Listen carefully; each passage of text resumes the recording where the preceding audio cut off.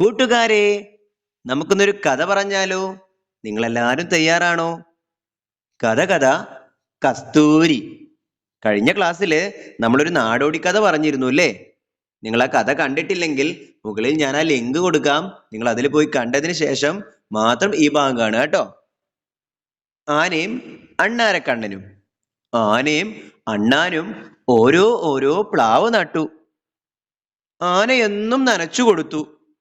ആനയുടെ പ്ലാവ് വലുതായി വലുതായി വന്നു. അണ്ണാന്റെ പ്ലാവോ വെള്ളം കിട്ടാതെ കരിഞ്ഞും പോയി. ആനയുടെ പ്ലാവിൽ ഒരുപാട് ചക്ക ഉണ്ടായി. അത് കണ്ട് അണ്ണാന് കൊതി മൂത്തു. ആന കാണാതെ അണ്ണാൻ പ്ലാവിൽ കയറി ഒരു ചക്ക തിന്നു. ഞാനൊന്നും അറിഞ്ഞില്ലേ എന്ന ഭാവത്തിൽ ഇറങ്ങിപ്പോരുകയും ചെയ്തു. ഒരു ചക്ക കാണാനില്ലല്ലോ, അണ്ണാനോടൊന്ന് ചോദിക്കുക തന്നെ. ആന വിചാരിച്ചു. നീ എന്റെ ചക്ക തിന്നോ? തിന്നൂലോ. ചിൽ ചിൽ ചിൽ. ഞാനൊരു ചക്ക തിന്നൂലോ, അണ്ണാൻ പറഞ്ഞു.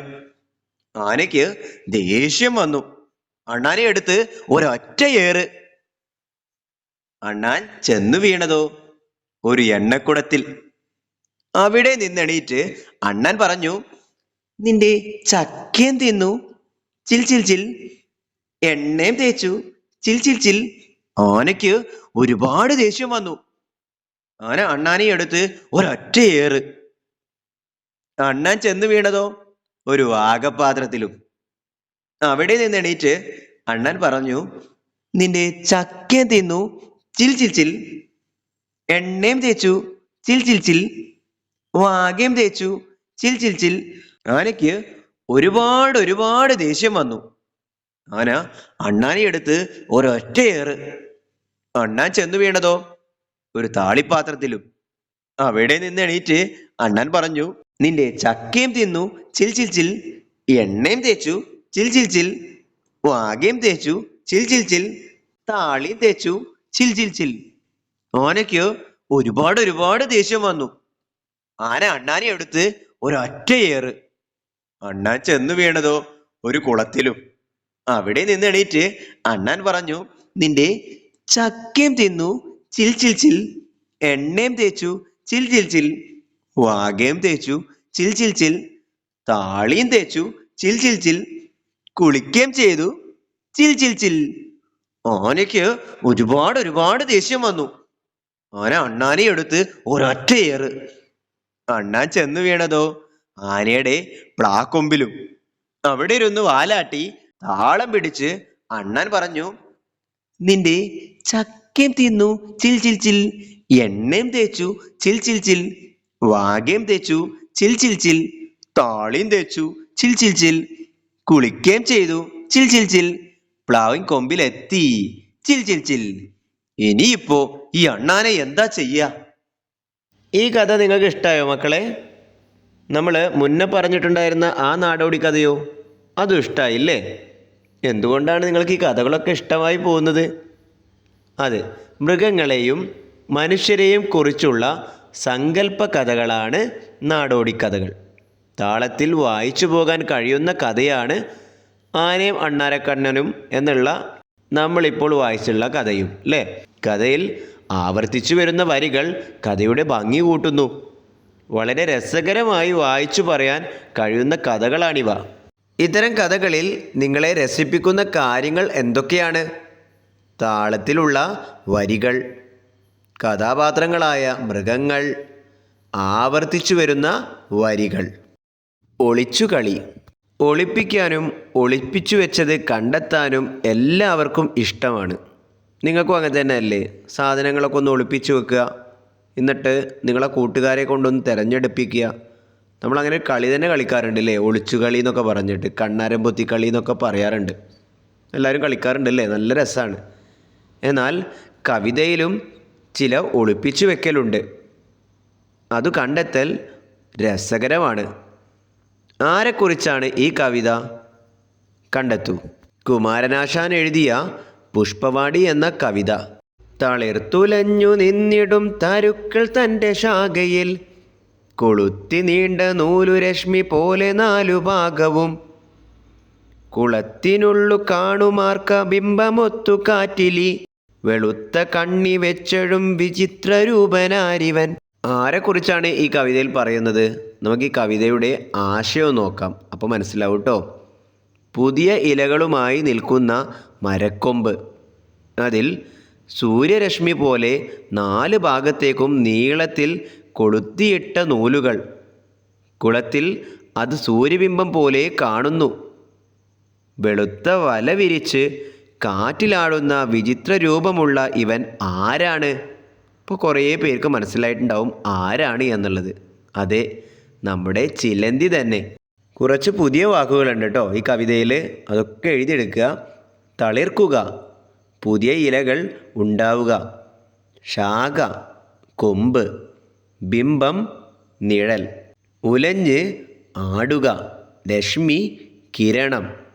വിചിത്രം, കൗതുകം ജനിപ്പിക്കുന്ന. തരുക്കൾ, മരങ്ങൾ. അർക്കൻ, സൂര്യൻ. കവിതയ്ക്ക് എന്ത് പേരിടും? കവിതയിൽ നിന്നും കിട്ടിയ എന്തെല്ലാം സൂചകങ്ങളാണ് പേര് കണ്ടെത്താൻ സഹായിച്ചത്? നീണ്ട നൂല് രശ്മി പോലെ 4 ഭാഗവും വിചിത്രമായ രൂപം. ആരാണവൻ? ചിലന്തി. അപ്പോൾ ആ പേരൊന്ന് നമുക്ക് മാറ്റി എഴുതാം. ചിലന്തിക്ക് മറ്റൊരു പേരുണ്ട് അല്ലേ? എന്താണ്? എട്ടുകാലി. അതായിക്കോട്ടെ നമ്മുടെ കവിതയുടെ പേര്. എന്നാൽ അതേപോലെ ഒരു കടങ്കഥയുള്ള മറ്റൊരു കവിത നമുക്ക് നോക്കാം. പി പുഷ്പാങ്കദൻ എഴുതിയ കവിതയാണ് കേട്ടോ. മൂളിപ്പാട്ടും പാടി വരുന്നൊരു ചോരക്കൊതിയൻ നീ, ചോര തുടിക്കും മെയ് കാണുമ്പോൾ ഓടിയടുക്കും നീ, ഞാനറിയാതൻ ഹിതമറിയാതൻ മേനയിലെത്തും നീ, ദാരുണമായൻ ചോര കുടിക്കാൻ സൂചി തറക്കും നീ. നിങ്ങൾക്ക് എല്ലാവർക്കും ഇതിന് ഉത്തരം അറിയാമെന്നുള്ളത് മാഷിന് അറിയാം. നമ്മുടെ ശരീരത്ത് സൂചി തറച്ച് ദാരുണമായി ചോര കുടിക്കുന്നത് ആരാണ്? കൊതുക് അല്ലേ? കടങ്കഥകളിൽ ഒളിപ്പിച്ചു വെച്ച ഉത്തരങ്ങൾ തേടുന്നത് ഇഷ്ടമായല്ലോ. ഇഷ്ടമായില്ലേ? പാട്ടായും പറച്ചിലായും കടങ്കഥകളുണ്ട്. ഇതൊന്ന് വായിച്ചു നോക്കൂ. മാനത്തെ കാഴ്ചകൾ. നീലക്കായലിളകും തിരയിൽ നീരില്ല നിലയില്ല, നീരു ചോരക്കായലെ തെന്നിത്തിരിപ്പൂവേ ഇത്തിരിപ്പൂവേ, തീരമില്ല കായലകലെ കാണുമാകാശം കാണുമാകാശം. നീലക്കായലിളകും വഞ്ചിയിൽ ആളില്ല തുഴയില്ല, കാറ്റിലുലയും തോണിയേതൻ സിന്ദൂരപ്പൂവേ സിന്ദൂരപ്പൂവേ, വാനിലെ പൊൻതോണിയല്ലീ ചന്ദ്രകലാരൂപം ചന്ദ്രകലാരൂപം, ദൂരെ കായലിലൊഴുകും കനലിനു തീയില്ല പുകയില്ല, ചൂട് കിട്ടാത്തീ കനലേതൻ മന്ദാരപ്പൂവേ മന്ദാരപ്പൂവേ, കൈവിളക്കു കണക്കു കത്തും സ്വർണ്ണനക്ഷത്രം സ്വർണ്ണനക്ഷത്രം. കവിത വായിച്ചു കേട്ടപ്പോൾ ഒന്നും മനസ്സിലായില്ല അല്ലേ? കവിതയുടെ ആശയം കേട്ടതിന് ശേഷം നിങ്ങൾ ആ കവിത ഒന്ന് വായിച്ചു നോക്കൂ, എല്ലാം മനസ്സിലാവും കേട്ടോ. അനന്തമായി പരന്നു കിടക്കുന്ന നീലാകാശത്തെ നീലക്കായലിനോടാണ് കവി സാദൃശ്യപ്പെടുത്തിയിരിക്കുന്നത്. ആ നീലക്കായലിൽ ഒഴുകുന്ന തിരകളാണ് മേഘങ്ങൾ. അവിടെ വെള്ളമില്ല, അടിത്തട്ടില്ല. ആ നീലക്കായലാകുന്ന ആകാശത്തിൽ വഞ്ചി പോലെ ചന്ദ്രക്കല കാണുന്നു. ആരും സഞ്ചരിക്കാത്ത, ആളും തുഴയുമില്ലാത്ത മനോഹരമായ ചന്ദ്രബിംബം ശോഭിക്കുന്നു. നീലക്കായലിൽ എരിയും കൈവിളക്കായി കത്തിയൊരിഞ്ഞു പ്രഭ ചൊരിയുന്ന സ്വർണ്ണ നിറമുള്ള നക്ഷത്രത്തെ കവി വർണ്ണിക്കുന്നു. തീയും പുകയുമില്ലാത്ത, ചൂടില്ലാത്ത തീക്കനലേത് മന്ദാരപ്പൂവേ എന്ന ചോദ്യം ഒരു കുട്ടിക്കുണ്ടാകുന്ന ജിജ്ഞാസ രൂപത്തിലാണ് കവി ചോദിക്കുന്നത്. കൈവിളക്ക് പോലെ പ്രഭ ചൊരിയുന്ന നക്ഷത്രമാണ് ആ കടങ്കഥയുടെ ഉത്തരമെന്നും കവി പറയുന്നു. തീരം കാണാത്ത കായലിലോട്ടാണല്ലോ ആകാശത്തെ കവി പറയുന്നത്. കായലിനും ആകാശത്തിനും തമ്മിൽ ചേർച്ചയുണ്ടോ? നിങ്ങൾക്ക് എന്താ തോന്നുന്നത്? ഉണ്ടല്ലേ? ഉണ്ട്. കായൽ നീല നിറത്തിൽ കര കാണാതെ പരന്നു കിടക്കുകയാണ്. ആകാശവും ഇതുപോലെ നീല നിറത്തിൽ അനന്തമായി പരന്നു കിടക്കുന്നു. ചന്ദ്രകല ആകാശത്തിലെ തോണിയാണ് എന്ന് പറയാൻ എന്തായിരിക്കും കാരണം?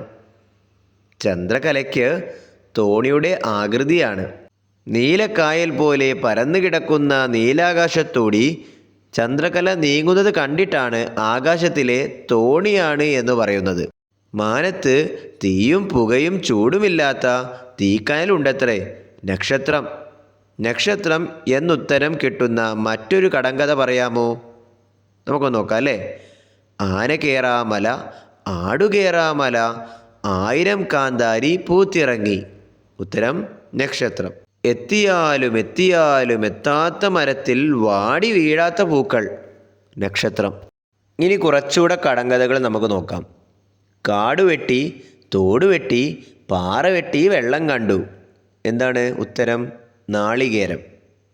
വായില്ല, നാക്കുണ്ട്, നാവിന്മേൽ പല്ലുണ്ട്. എന്താണ്? ചിരവ. അകമില്ല, പുറമില്ല, ഞെട്ടില്ല, വട്ടയില. എന്തേ? പപ്പടം. അങ്ങോട്ടോടും ഇങ്ങോട്ടോടും, മേലെ നിന്ന് സത്യം പറയും. തുലാസ്. അടിപ്പാറ, നടുവടി, മീതെ കുട. ചേന. മുകളിൽ നൽകിയ ചിത്രത്തിലെ വസ്തുക്കൾ, ദൃശ്യങ്ങൾ എന്നിവയെ അടിസ്ഥാനമാക്കി കടങ്കഥ നിർമ്മിക്കൂ. കൂട്ടുകാരുമായി പങ്കിടൂ. അവയുടെ ഉത്തരം കൂട്ടുകാർക്ക് കണ്ടെത്താനാവുന്നുണ്ടോ എന്ന് നോക്കണം കേട്ടോ. നമുക്കൊന്ന് 2-3 കടങ്കഥകൾ ആ ചിത്രം നോക്കി ഉണ്ടാക്കിയാലോ. മൂളും വണ്ടി, മുച്ചക്രവണ്ടി. ആ ചിത്രത്തിലുണ്ട് ഉത്തരം, ആ റോട്ടിലുണ്ട് ഉത്തരം. എന്താണ്? മുച്ചക്രവണ്ടി, ഓട്ടോറിക്ഷ. കാലുകൊണ്ട് വെള്ളം കുടിച്ചു, തല കൊണ്ട് മുട്ടയിട്ടു. ആരാണത്? തെങ്ങ്. കണ്ടോ ചിത്രത്തിൽ തെങ്ങ്? മണിയടിച്ചാൽ മലമ്പാമ്പ് ഓടും.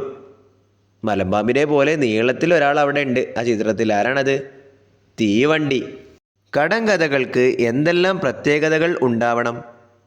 ക്ലാസ്സിൽ ചർച്ച ചെയ്യൂ, കണ്ടെത്തൂ. ചെറിയ ചോദ്യങ്ങളായിരിക്കും.